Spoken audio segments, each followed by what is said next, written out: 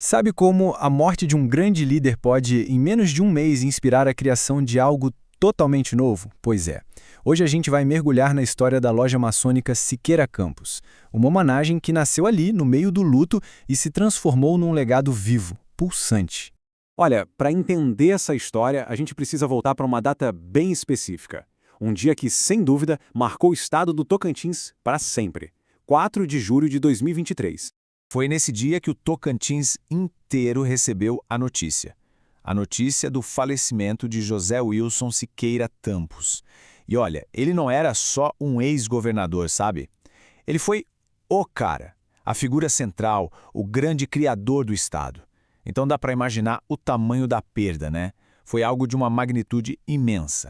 Então, vamos focar bem ali, no rescaldo imediato da morte dele. É nesse momento que a dor da perda começa a se misturar de um jeito bem interessante com a força do legado que ele deixou. E aí, no dia seguinte, 5 de julho, está acontecendo o cerimonial fúnebre. E no meio da multidão, um grupo de irmãos da maçonaria se reúne para prestar as homenagens. O mais interessante aqui é que muitos deles, gente como José Maria Teixeira e o André Ramos Varanda, não eram só irmãos de ordem. Eles tinham trabalhado lado a lado com o Siqueira Campos nos governos dele. Quer dizer, existia ali uma conexão pessoal, profissional muito, muito forte. E é exatamente nesse ambiente, sabe, de luto, de memória, que uma sementinha começa a ser plantada. A dor, aos poucos, vai se transformando em inspiração, e é daí que surge uma ideia completamente nova. Olha, esse aqui é o momento-chave. Acaba a solenidade e o irmão André Varanda chega perto dos outros e lança a proposta. Essa frase aí foi literalmente a faísca que iniciou tudo. Criar uma nova loja com o nome de Siqueira Campos como uma forma de fazer uma homenagem justa ao ex-governador. E a resposta foi na hora, unânime. A ideia bateu tão forte em todo mundo que não teve nem hesitação, sabe? Todos abraçaram a proposta. E a coisa foi rápida. Ali mesmo, já criaram um grupo no WhatsApp para organizar a galera e começar a definir quem seriam os fundadores. Agora, a velocidade com que isso tudo saiu do papel foi uma coisa impressionante. A determinação dessa turma em transformar o luto em ação foi algo realmente notável.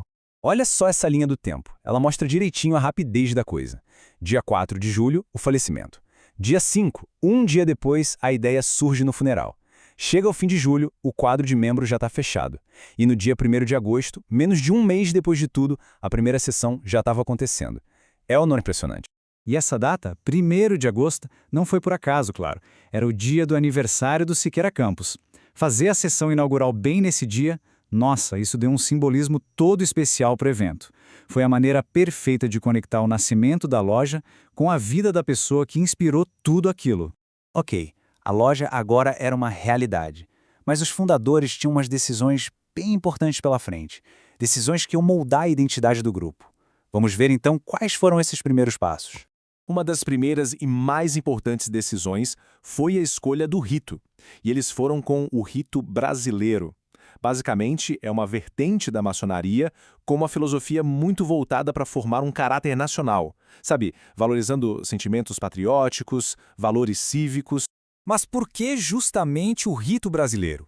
Bom, a decisão foi bem estratégica. Primeiro de tudo, era algo novo em Palmas, nenhuma outra loja trabalhava com ele, isso já dava uma identidade única. E mais, a filosofia dele, essa coisa de valorizar o patriotismo, a cultura autêntica, os valores cívicos, isso conversava perfeitamente com o legado de um cara como Siqueira Campos, um verdadeiro construtor de Estado. Fechou como uma luva.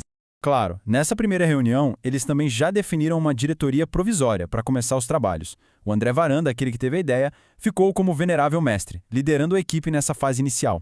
Com essa liderança definida, o quadro de membros fundadores teve o martelo batido. A adesão foi total e o novo corpo maçônico estava ali, oficialmente formado e prontinho para começar os trabalhos.